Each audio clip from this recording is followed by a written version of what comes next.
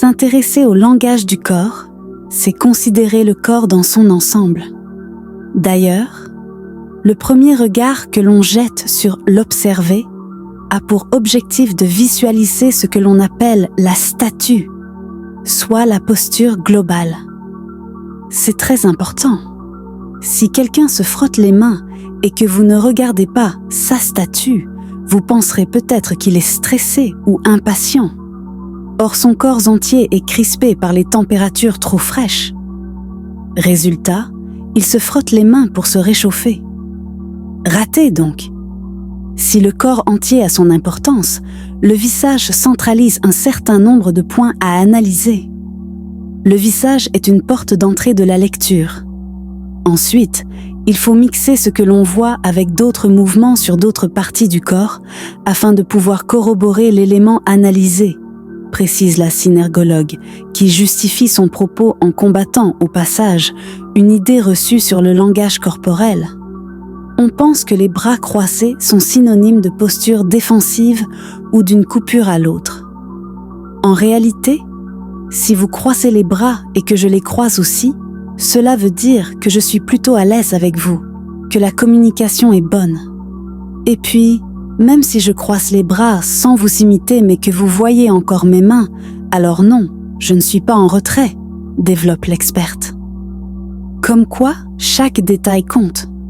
Charge au synergologue, ou à celui qui s'y essaie par curiosité, de différencier un geste commun ou réflexe d'un geste mi-conscient. Il se touche le nez, il croise les jambes, il se mord la lèvre. Ça veut dire quoi? Véronique Millet insiste. Il est très difficile d'associer un geste à une émotion ou une pensée. Cela reviendrait à prendre des raccourcis. On ajoute à ça qu'une lecture aussi simplifiée du langage corporel perdrait, de toute façon, de son sérieux. C'est d'ailleurs ce que dénoncent les opposants à cette discipline, prétextant qu'on ne peut pas interpréter un bras tendu ou une tête penchée de manière universelle. En réalité, il existe une table synergologique appelée éthogramme, qui recense 1200 items qu'il est parfois nécessaire de croiser pour parvenir à une analyse digne de ce nom. Chaque item est associé à un mouvement de notre corps.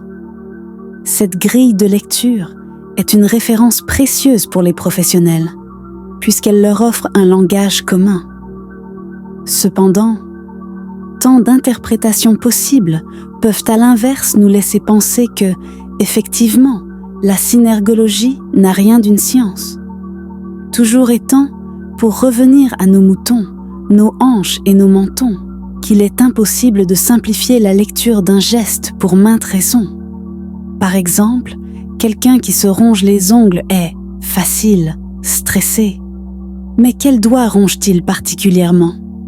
Et puis quelle main aussi? Véronique Millet rappelle que les gestes réalisés à notre gauche sont liés à l'émotion, car dépendant du cerveau droit, et que ceux réalisés à notre droite sont liés à l'extérieur.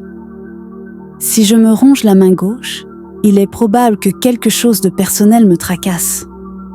Tandis que si je me ronge la main droite, c'est plutôt le contexte qui me dérange ou me perturbe. Le contexte, parlons-en aussi. L'environnement est très important dans l'interprétation du langage du corps. N'allez pas penser que quelqu'un qui tourne la tête à droite toutes les 5 minutes évite votre regard.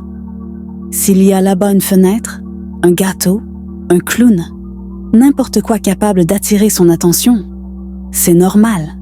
Et d'autant plus, encore une fois, si le geste est répété. Petit précis des gestes pour apprendre les bases du langage corporel, les principaux codes à décrypter d'après les livres de Joe Navarro et Joseph Messenger, et les précisions de notre experte Véronique Millet.